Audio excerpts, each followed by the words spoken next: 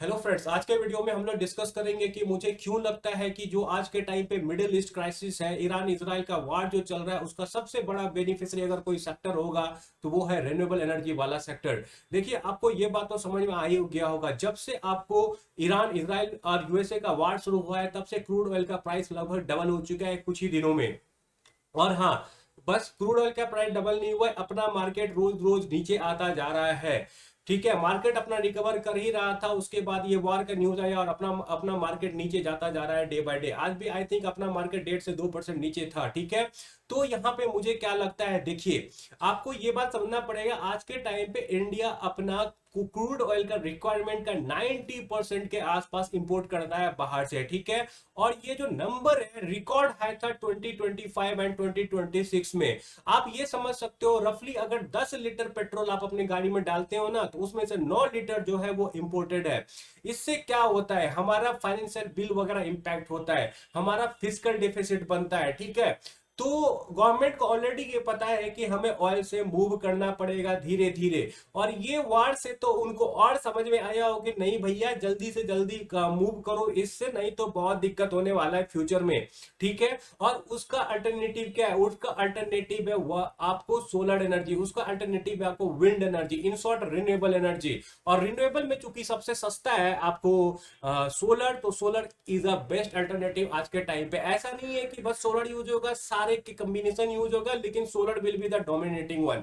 ठीक है, अब ना हम लोग थोड़ा डेटा बेस्ड समझते हैं और थोड़ा कॉन्फिडेंस बिल्ड करते हैं कि क्यों ऐसा हो सकता है। देखिए, सबसे पहले बात तो आपको ना इंपैक्ट समझना पड़ेगा कि क्रूड ऑयल के बढ़ने का इंपैक्ट क्या होता है। तो सबसे पहले आप ये समझिए, जैसे क्रूड ऑयल का प्राइस बढ़ता है ना, तो लॉजिस्टिक वगैरह इंपैक्ट होता है, कहीं पे भी वार वगैरह होगा। जैसे आज के टाइम पे क्या हो रहा है कि ईरान ने आपको स्ट्रेट ऑफ हॉर्मुज को बंद कर दिया है। चूंकि उसने स्ट्रेट ऑफ हॉर्मुज को बंद कर दिया है, तो अभी जो है ना आपको लॉजिस्टिक वगैरह बहुत दूर से घूम के आएगा। ठीक है, तो वहां का चार्ज बढ़ जाएगा, चूंकि वहां का चार्ज बढ़ेगा तो अपने देश में आपको इन्फ्लेशन का खतरा बढ़ेगा। ठीक है, उसके अलावा क्या हुआ, करेंसी डेप्रिसिएट होगा, क्योंकि हम महंगा दाम में अगर अपना पेट्रोल खरीदेंगे तो हमारा क्या होगा, करेंसी डिप्लीट होगा, क्योंकि हमारा जल्दी जल्दी आपको जो डॉलर जमा है वो खाली होता जाएगा। ठीक है, रूपी वीकनिंग जिसको आप बोल सकते हो दूसरे टर्म में। देन आप क्या देख रहे हो यहाँ पे, फिजिकल डेफिसिट। चूंकि देखिए, हमारे पास तो लिमिटेड अमाउंट है, पहले हम 60-70 रुपए में खरीद रहे थे, अब हम खरीदेंगे 90 रुपए में। तो हमारा आपको क्या होगा, डॉलर जल्दी खाली होगा, तो फिजिकल डिफिसिट और इंक्रीज होता जाएगा। ठीक है, और हमारा इसका जो इंपैक्ट है ना, आपको एविएशन सेक्टर पे आएगा, लॉजिस्टिक सेक्टर पे आएगा, पेंट एंड केमिकल पे आएगा, मैन्युफैक्चरिंग में। देखो, पेंट एंड केमिकल में ना रॉ मटेरियल और कुछ नहीं है, क्रूड ऑयल ही होता है। एविएशन एंड लॉजिस्टिक में तो आप समझ सकते हो, गाड़ी वगैरह यूज हो रहा है जो कि पेट्रोल वगैरह से चलता है। ठीक है, एविएशन के लिए तो अलग से ही आपको पेट्रोल टाइप का कुछ बनाया जाता है, उसको कुछ और बोलते हैं। ठीक है, तो यहां पे आप क्या देख सकते हो कि बहुत इंपैक्ट है।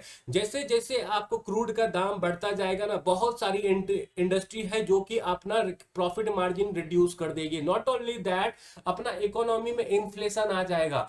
क्योंकि सिंपल सा बात समझो, कोई जो है आपको सामान बेच रहा है, अगर उत्तर प्रदेश से वो कहीं बेच रहा है बेंगलुरु में। ठीक है, तो अगर अचानक से डबल हो जाता है उसका प्राइस, क्रूड का प्राइस डबल हो जाता है, तो उसका ट्रांसपोर्टेशन कॉस्ट तो डबल हो जाएगा। क्योंकि उसका ट्रांसपोर्टेशन कॉस्ट डबल हुआ तो वो आपको सेम प्राइस पे तो बेचेगा नहीं, वो अपना प्राइस इंक्रीज कर देगा, राइट।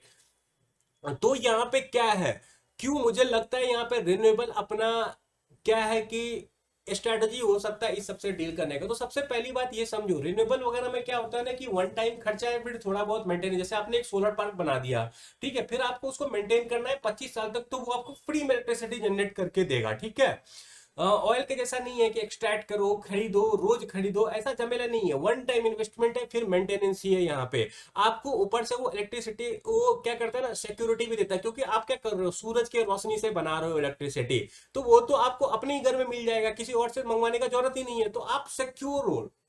ठीक है, ये बात समझो। देन आपको प्राइस स्टेबिलिटी मिलता है, एनर्जी का सिक्योरिटी वगैरह मिलता है। अब हम लोग इंडिया का ग्रीन एनर्जी का टारगेट देखते हैं। देखिए, इंडिया का क्या टारगेट है, नॉन फॉसिल फ्यूल कैपेसिटी करना 500 गीगावाट बाय 2030। ठीक है। और वो टोटल इंस्टॉल्ड कैपेसिटी का 51% होगा। इंडिया अपने टोटल पावर कैपेसिटी का 51% पहुंचने वाला है 2030 तक। मुझे लगता है कि this would speed up and do it as quickly as possible, तभी हमारा एक्सटर्नल फैक्टर से इंपैक्ट घटेगा। आज के टाइम पे क्या है, यूएसए के पास अपना ऑयल ऑयल है, उनको टेंशन नहीं है, हमारे पास नहीं है। हमें रिन्यूएबल पे जाना पड़ेगा अगर हमें डेवलप्ड इकोनॉमी बनना है, दैट्स ऑल, नथिंग एल्स, ठीक है। अब यहाँ पे हम लोग देखते हैं primary uses of crude oil क्या है। देखिए क्रूड ऑयल का ना आज के टाइम पे 60% यूजेज सिर्फ और सिर्फ ट्रांसपोर्टेशन सेक्टर में, जहां पर आप देख लो गैसोलीन हो गया, डीजल हो गया, जेट फ्यूल हो गया, ये सारे आपका टोटल कंस्टिट्यूट करता है 60% ऑफ क्रूड ऑयल का रिक्वायरमेंट, ठीक है। और उसके अलावा पेट्रोकेमिकल्स एंड मैन्युफैक्चरिंग वगैरह में देख लो, यहाँ पे फर्टिलाइजर्स बनाने में, पेस्टिसाइड्स बनाने में, सिंथेटिक फाइबर्स वगैरह बनाने में यूज होता है। देन यहाँ पे आप इंफ्रास्ट्रक्चर्स वगैरह में भी यूज होता है। इवन जो आपको वो है ना, पेंट इंडस्ट्री, रबर इंडस्ट्री, वो सब में भी यूज होता है, ठीक है। देन आप यहाँ पे देखो heating and power generation, heating and power generation में भी इसका यूज होता है। तो आपको क्या समझ में आ रहा है कि आज के टाइम पे क्रूड ऑयल के दम पे बहुत सारा काम होता है, लेकिन यहाँ पे जो सबसे बड़ा देखिए 60% ऑफ यूजेज है gasoline, diesel, jet fuel, bunker fuel. Can't this be reduced by आपको green energy? I think this can be. अगर हम लोग ईवी व्हीकल सारा का सारा खरीद रहे हैं, आज के टाइम पे क्या है, देखिए आपको ईवी बस तो चलता है, बस उसको स्पीड अप करना है, जल्दी जल्दी सब कुछ को आप ईवी में मूव करो। अगर ईवी पे मूव करोगे तो हम इलेक्ट्रिसिटी जनरेट करेंगे रिन्यूएबल, उससे चार्ज करेंगे, बात खत्म, ठीक है।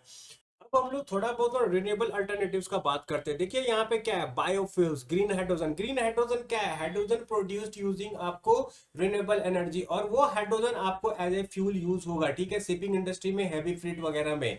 ऑलरेडी मैंने बहुत सारे वीडियो में आपको इसके बारे में बताया हुआ है, ठीक है। एंड देन यहाँ पे इलेक्ट्रिक व्हीकल्स वगैरह जो आज के टाइम पर नॉर्मल ट्रक्स वगैरह है, उसको इलेक्ट्रिक पूरी तरह से बना देंगे तो हमारा क्रूड से थोड़ा बहुत डिपेंडेंसी कम हो सकता है, राइट। देन उसके बाद आप देखो यहाँ पे तो हीटिंग एंड कूलिंग हो गया, यूटिलिटी पावर जनरेशन, जो पावर जनरेशन है उस पर तो ऑलरेडी काम चल रहा है, बस तेजी होने का जरूरत है थोड़ा बहुत, ठीक है। अब हम लोग देखते हैं फर्टिलाइजर्स। तो फर्टिलाइजर्स वगैरह में ना थोड़ा डिफिकल्ट है, लेकिन हम उस पर भी काम कर रहे हैं। आपने सुना होगा ग्रीन अमोनिया, ग्रीन हाइड्रोजन का यूज करके अमोनिया बनाना, ठीक है। अमोनिया पे भी मैं आगे डिटेल में बताऊंगा आपको। तो ये सब थोड़ा दिक्कत है, उतना आसान नहीं है, लेकिन हम लोग धीरे धीरे इधर भी मूव कर रहे हैं। हम लोग ग्रीन अमोनिया भी खुद का बनाएंगे यूजिंग रिन्यूएबल एनर्जी, और हम लोग बायोप्लास्टिक्स वगैरह भी बनाएंगे, और धीरे धीरे ये लोग कॉस्ट एफिशिएंट भी होने वाले हैं। आज के टाइम पे ग्रीन अमोनिया आपको नॉर्मल जो प्रोसेस से अमोनिया बनता है उससे थोड़ा महंगा है, लेकिन धीरे धीरे ये आपको सेम लेवल पे पहुंच जाएगा, ठीक है। टेक्नोलॉजी एडवांस हो रहा है। एक टाइम सोलर भी तो महंगा था ना, लेकिन आज के टाइम पे सोलर सस्ता हो गया है। तो it just a matter of time कि ग्रीन अमोनिया सब भी, दैट इज अमोनिया जो है यूजिंग रिन्यूएबल पावर, वो भी सस्ता हो जाएगा, ठीक है। रिसर्च वगैरह चल रहा है यहाँ पे।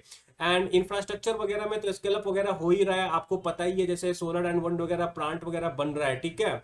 इंटीग्रेशन हो रहा है इंफ्रास्ट्रक्चर वगैरह का।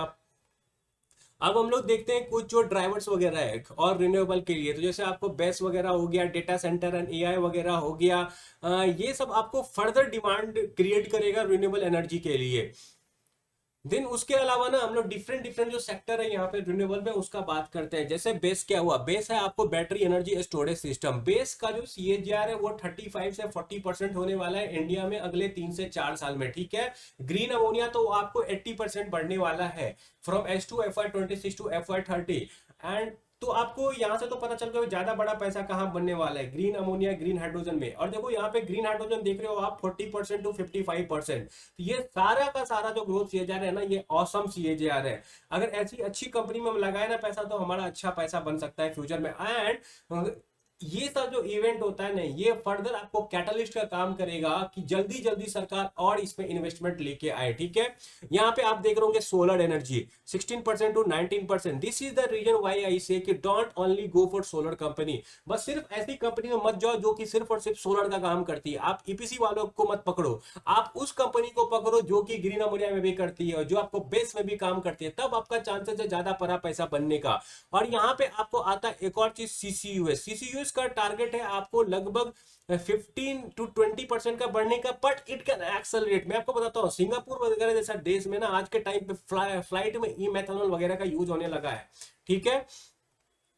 और ये आपको करंट इंडिया का टारगेट है, और टारगेट बाय FY30, ठीक है। आप देख सकते हो यहाँ पे बेस है December 25 का, और ये हो गया आपको टारगेट बाय FY30। तो आपको यहाँ पे क्लियरली दिख रहा होगा green hydrogen and base is the actual winner जो कि हो सकता है। एंड आपको CCUS भी इवॉल्व कर रहा है। CCUS क्या है? कार्बन कैप्चर, जो हमारा प्रदूषण वगैरह प्रोड्यूस होता है ना, उससे भी डील करेगा। ये सिर्फ फ्यूल नहीं बनाएगा, ये आपको प्रदूषण वगैरह से भी डील करेगा, ठीक है। तो ये हो गया, मैंने आपको बता दिया कि क्यों मुझे लगता है कि जो आज के टाइम पे वार क्राइसिस चल रहा है, मिडिल ईस्ट क्राइसिस चल रहा है, उसका अल्टरनेटिव आपको रिन्यूएबल एनर्जी हो सकता है। अब मैं आपको थोड़ा डिटेल में बताऊंगा कि रिन्यूएबल एनर्जी के इकोसिस्टम में काम क्या क्या होता है। उसके बाद मैं एक सीरीज स्टार्ट करूंगा जिसमें आपको मैं टॉप इन्वेस्टमेंट अपॉर्चुनिटी बताऊंगा रिन्यूएबल इकोसिस्टम में, ठीक है। तो सबसे पहले आइए मेरा ये आप फ्लो डायग्राम देखिए। तो सबसे पहले आप समझो कि क्या होगा रिन्यूएबल इकोसिस्टम में। पहला काम होगा जनरेशन का, सेकंड होगा पावर को स्टोर करने का, और थर्ड होगा पावर को कंज्यूम करके कुछ नए नए प्रोडक्ट बनाने का। प्रोडक्ट कैसे? ग्रीन अमोनिया, ग्रीन हाइड्रोजन, ठीक है। अब तक हम क्या करते थे? सोलर का यूज करते थे सिर्फ पावर जनरेट करने के लिए। अब हम पावर जनरेट करेंगे, यूज करेंगे, दूसरा प्रोडक्ट भी बनाएंगे, अमोनिया बनाएंगे, हाइड्रोजन बनाएंगे, ठीक है। और उसको फर्दर हम अपने इकोनॉमी में यूज करेंगे ऑयल डिपेंडेंसी को कम करने के लिए। तो आपको अगर सोलर को समझना है ना, देखिए मैं सोलर पे क्यों फोकस कर रहा हूं, आप ये बात समझिए कि जो बड़ा काम होना है ना रिन्यूएबल इकोसिस्टम में, वो आपको सोलर से ही होना है। विंड जो है ना, आपको 12-15% से ही बढ़ेगा, ठीक है। सोलर आज के टाइम पर अगर आप यहां पे देखो, चूंकि सबसे कम स्पीड से बढ़ रहा है, सबसे कम ग्रोथ किए जा रहे हैं, वो आपको 20% के आसपास है। विंड 12 से 15% है। This is why solar is better. एक बात और समझो, सोलर इज प्रेडिक्टेबल। सोलर को हम प्रेडिक्ट कर सकते हैं कि चलो दिन में धूप होगा, रात को नहीं होगा। विंड के केस में ऐसा नहीं है। कभी ऐसा होगा 5-5, 10-10 दिन तक बहुत ज्यादा विंड बहेगा, ठीक है। उसके बाद क्या होगा, 2-3 दिन तक विंड चल ही नहीं रहा है। तो ऐसा टाइप का जो अनप्रेडिक्टेबिलिटी है ना, this is why wind energy को प्रॉब्लम है। विंड एनर्जी उतना फास्ट स्केल नहीं हो सकता, इतना यूजफुल नहीं है कंपेयर टू सोलर एनर्जी। और सोलर एनर्जी को लगाना भी बहुत आसान है कंपेयर टू विंड, एंड सस्ता भी इलेक्ट्रिसिटी बनता है, ठीक है। तो this is why I am focusing on solar energy. मुझे पर्सनली ऐसा लगता है कि सोलर में ज्यादा पैसा बनेगा, दैट्स ऑल। और सोलर में भी ज्यादा पैसा उनमें बनेगा आज के टाइम पे जो कंजम्पशन में काम करेंगे, ठीक है। कंजम्पशन क्यों? क्योंकि मैंने आपको दिखा दिया ग्रीन हाइड्रोजन का ज्यादा ग्रोथ CAGR होने वाला है। इंडिया में तो 100% भी टप सकता है ये। एंड आप बेस वगैरह का भी देखो, 60-70% के आसपास का CAGR है। बेस इज नथिंग बट जो इलेक्ट्रिसिटी प्रोड्यूस होगा आपको दिन में एक्स्ट्रा, उसको स्टोर किया जाएगा ताकि रात को यूज कर सके हम लोग, ठीक है। अब हम लोग समझते हैं कंपनी के पॉइंट ऑफ व्यू से कैसी टाइप की कंपनी है आपको रिन्यूएबल में, स्पेशली सोलर के केस में। देखिए सोलर में क्या होता है, सोलर मॉड्यूल यूज होता है और उससे हम लोग इलेक्ट्रिसिटी जनरेट करते हैं। तो कुछ तो कंपनी होगी ना जो कि आपको सोलर मॉड्यूल बनाती होगी, ठीक है। इसके लिए मैं एक सेपरेट वीडियो लेके आऊंगा। अभी आप समझो कि काम क्या होगा। तो यहाँ पे ना सोलर इकोसिस्टम में पावर जनरेशन के लिए काम होगा आपको EPC वाला। कुछ कंपनी होगी जो कि EPC सर्विस देती होगी, जो कि आपको पावर प्लांट बनाती होगी सोलर वाला, दैट्स ऑल। फिर कुछ कंपनी होगी जो अपने पैसे से सोलर प्लांट बनाती होगी, उसको सेल करती होगी इलेक्ट्रिसिटी को जनरेट करके वहां से, ठीक है। फिर उसी का एक पर्टिकुलर सेक्टर है आपको एसेट रिसाइकलिंग। ये कंपनी क्या करेगी, एक पावर प्लांट बनाएगी अपने पैसे से, एक बायर को ढूंढेगी, उसे प्लांट को सेल कर देगी उसको, ठीक है। तो यहां पे देखो जनरेशन में किस तरह की कंपनी काम कर रही है। एक प्योर प्ले EPC कंपनी जो कि आपको वारी रिन्यूएबल हो गया। देन आपको IPP प्लस EPC जो कि आपको KPI ग्रीन, ओडियाना पावर जैसी कंपनी होगी। ये लोग क्या करते हैं, EPC का भी काम करेंगे, सोलर प्लांट किसी और के लिए बनाएंगे भी, खुद का भी प्लांट बनाएंगे जहां से इलेक्ट्रिसिटी जनरेट करके सेल करेंगे, ठीक है। IPP ग्रुप कैप्टिव और कुछ नहीं, IPP का ही एक छोटा सा फॉर्म है, आप रीड कर लीजिए, मैं ज्यादा लंबा वीडियो नहीं बनाना चाहता हूं, ठीक है। देन एसेट रिसाइकलिंग हो गया चौथा पार्ट। तो यहाँ पे आप समझ गए होंगे जनरेशन में 4 तरह की कंपनी नॉर्मली काम करती है। Module makers are something else, we will discuss in another video. Then उसके बाद आता है आपको स्टोरेज एंड बेस, ठीक है। स्टोरेज एंड बेस में भी सिमिलर तरह का काम होता होगा, करेक्ट। एक कोई कंपनी होती है कि जो कि आपको बेस का इकोसिस्टम बनाती होगी, ईपीसी वाला काम करती है। कोई कंपनी होगी कि जो बोलेगी कि नहीं मैं क्या करूंगा, एक बेस बनाऊंगा सिस्टम, वहां से इलेक्ट्रिसिटी सेल करूंगा। और तीसरा होगा कि जो एसेट रिसाइकलिंग करता होगा, अपने पैसे से बनाता होगा, किसी और को सेल कर देता होगा। तो जो काम आपको सोलर में होता है ना, वो काम आपको बेस में भी हो सकता है, ईपीसी, आईपीपी एंड आपको एसेट रिसाइकलिंग वाला। उसके बाद जो थीम है वो है आपको कंजम्पशन थीम। कंजम्पशन थीम में क्या हुआ, जो इलेक्ट्रिसिटी प्रोड्यूस कर रहे हैं हम उसे कंज्यूम करेंगे कोई प्रोडक्ट बनाने के लिए। और प्रोडक्ट यहाँ पे क्या है, ग्रीन अमोनिया हाइड्रोजन हो गया एंड सीसीयूएस कार्बन कैप्चर हो गया। देखिए ये और कुछ नहीं, आप समझ लो फ्यूल बनाने के लिए यूज होगा। Future of fuel is hydrogen, hydrogen and e methanol. क्यों, आप ये समझो, हाइड्रोजन आपको क्लीनेस्ट फ्यूल है, वो जब जलता है ना धुआं नहीं होता है, पॉल्यूशन क्रिएट नहीं होता है। वैसे ही आपको दूसरा फ्यूल है कार्बन कैप्चर, एक सर्कुलर बना देगा। ठीक है, क्या हुआ, कार्बन जनरेट होगा, कार्बन को कैप्चर करो, मेथानॉल बनाओ, फिर उसको यूज करो, फिर कार्बन बनेगा, फिर उसको कैप्चर करो, तो पॉल्यूशन से बचेगा। अपने देश में पॉल्यूशन का तो कमी है नहीं भाई। ठीक है, तो carbon capture is a solution for pollution, और ऑल्सो एक ई फ्यूल देगा। ठीक है, आप यहाँ पे देख सकते हो green ammonia and green hydrogen. Green ammonia क्या है, green ammonia is nothing but ammonia produce using green energy. तो ये हमारा फर्टिलाइजर वाला प्रॉब्लम सॉल्व कर रहा है। फर्टिलाइजर हम रिन्यूएबल एनर्जी को यूज करके बना रहे हैं। ठीक है, और फिर वहां पे आता है green hydrogen. Green hydrogen fuel की तरह यूज होगा। ग्रीन अमोनिया का दो काम है यहाँ पे, एक फर्टिलाइजर वाला एंड सेकेंड काम है ये आपको ग्रीन हाइड्रोजन को कैरी करने में यूज है। देखिए ग्रीन हाइड्रोजन को ना रूम टेम्परेचर पे एक जगह से दूसरे जगह कैरी करना पॉसिबल है। देखिए आप ये बात समझो, मान लो मेरा कोई फैक्ट्री है आपको बेंगलोर में, वहां पे ग्रीन हाइड्रोजन बन रहा है। ठीक है, लेकिन वो यूज कहाँ होगा, शिप वगैरह में, तो हमें लेके जाके उसे शिप में डालना है। तो क्या ना कि हाइड्रोजन उतना आसान नहीं है कैरी करना एट रूम टेम्परेचर, तो उसको क्या किया जाता है, बदल दिया जाता है ग्रीन अमोनिया में। तब जो क्या होगा, वो उसको सेंड किया जाएगा शिप पे। शिप के अंदर ऐसा मैकेनिज्म होगा कि ग्रीन हाइड्रोजन को वो तोड़ेगा, ग्रीन अमोनिया को वो तोड़ेगा हाइड्रोजन में, और हाइड्रोजन को फिर एज ए फ्यूल यूज करेगा। समझ रहे हो ना पॉइंट क्या है यहाँ पे, why green ammonia is important for green hydrogen.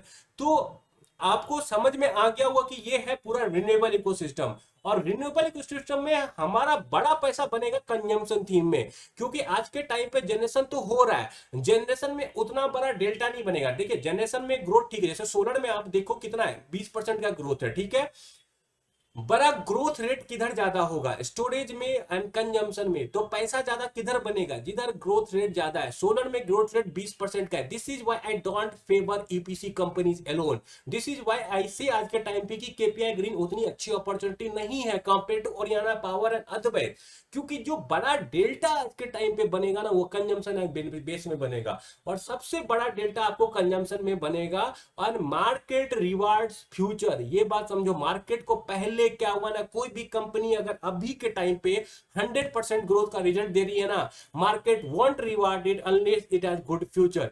तो आपको ऐसी कंपनी ढूंढना पड़ेगा जो कंजम्पशन में है, जो स्टोरेज में है। ठीक है, मैं बहुत ही जल्दी इस पे एक सीरीज लाने वाला हूं, और मेरे हिसाब से Oriana power is one of the best bet. मैं एक वीडियो डाल दूंगा आपको आई बटन में, आप उसको देख लो, आपको पता चलेगा कुछ कंपनीज के बारे में। और जल्द ही मैं सीरीज शुरू करने वाला जिसमें डिफरेंट डिफरेंट रिन्यूएबल कंपनी को मैं कवर करूंगा। आई होप कोई आपको मेरा वीडियो अच्छा लगा हो, इंफॉर्मेटिव लगा हो, और if you like it please like share and subscribe and bye.